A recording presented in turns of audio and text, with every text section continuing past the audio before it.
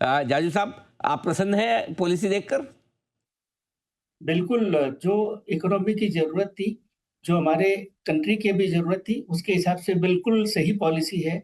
और गवर्नर साहब जब पूरा कॉम्प्रिहेंसिव मेजर लेते हैं, जैसे बका साहब ने भी बोला, open market operation, buy sell swap और रेट कट, तीनों चीज़ें एक साथ। सो इकोनॉमी को जितना पुश चाहिए, उतना उसको मिल रहा है। इसमें 3 और चीज़ें जो है, एक जो गवर्नर साहब ने बोला कि जो ग्लोबल इन्फ्लेशन ट्रेंड है, वो शायद थोड़ा-सा ऊपर जा रहा है।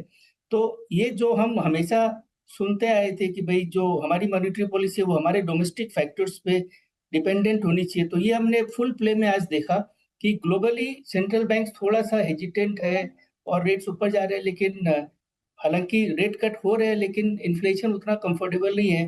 तो गवर्नर साहब ने पूरे डोमेस्टिक फैक्टर्स को देखते हुए एक टोटली अ, कॉम्प्रिहेंसिव डिसीजन लिया। दूसरी चीज़ जो बात हो रही थी कि वेदर मार्केट में इसका कितना ट्रांसमिशन होता है, तो ग्लोबल फैक्ट फ्रंट पे जो अनसर्टेनिटी है, उसको देखते हुए उन्होंने स्पेसिफिकली बोला कि जो आप ड्यूरेबल लिक्विडिटी इंजेक्ट कर रहे हो मार्केट में, उसका पर्पज़ ये नहीं है कि जब ज़बरदस्ती से मार्केट रेट्स गवर्नमेंट बॉन्ड की नीचे आए, वो उतना ही नीचे आएगी जितना कि उचित है, जितना कि जस्टिफाइड है based on the economic factors. So उन्होंने दोनों चीज़ों को डीलिंक कर दिया। इसके लिए जो मार्केट में जो हम बोलते हैं इरेशनल एक्सुबरेंस या ओवर रिएक्शन ऐसा नहीं होगा, तो मार्केट बहुत बैलेंस्ड रहेगा। तो जो डोमेस्टिक कंपल्सन है रेट कट का या कंपेलिंग केस है, और उसके अगेंस्ट में जो ग्लोबल अनसर्टेनिटी है, तो उस दोनों फैक्टर्स को उन्होंने बहुत ही नाजुकता से बैलेंस कर दिया। तो मुझे लगता है कि ये इकोनॉमी को सपोर्ट करेगा ग्रोथ के लिए without any disruption in in our market. और फाइनली जो एक प्रीएम्प्टिव अप्रोच है, क्योंकि रूपी को लेके काफ़ी कंसर्न थी और काफ़ी डिस्कशन था कि रूपी जब डेप्रिशिएट हो रहा है तो अ रेट कट होना चाहिए कि नहीं? तो ये भी उन्होंने बहुत क्लियरली बता दिया कि सी रूपी का जो अभी डेप्रिसिएशन है, वो मनी मार्केट से लिंक नहीं है। और मैं पहले बता रहा था कि लास्ट 4 महीने में डेट फ्लो जो है एफपीआई का पॉजिटिव है, इक्विटी फ्लो नेगेटिव है।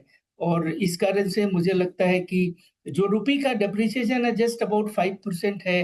लास्ट ईयर रूपी was one of the best performing currency. तो मुझे लगता है कि इस समय जब ट्रेड एनवायरनमेंट को लेके बहुत अनसर्टेनिटी है, तो थोड़ा-सा डिप्रिसिएशन रुपये के लिए अच्छा है, भारत की इकोनॉमी के लिए अच्छा है। तो मुझे लगता है कि बहुत ही comprehensive, well thought out policy है। और मुझे काफ़ी कॉन्फिडेंस आ रहा है अब कि अगले क्वार्टर हमारी ग्रोथ और भी मजबूत होने वाली है। जाजू साहब, आपको भी लगता है एक और रेट कट फरवरी में ही आ जाएगा? आना चाहिए, क्योंकि एक तो जैसे हमने देखा रियल रेट्स बहुत ज़्यादा है। दूसरी चीज़ है कि जैसे लास्ट बजट में हमने इनकम टैक्स में कटौती देखी, उसके बाद सितंबर में हमने जीएसटी रेट्स में कटौती देखी।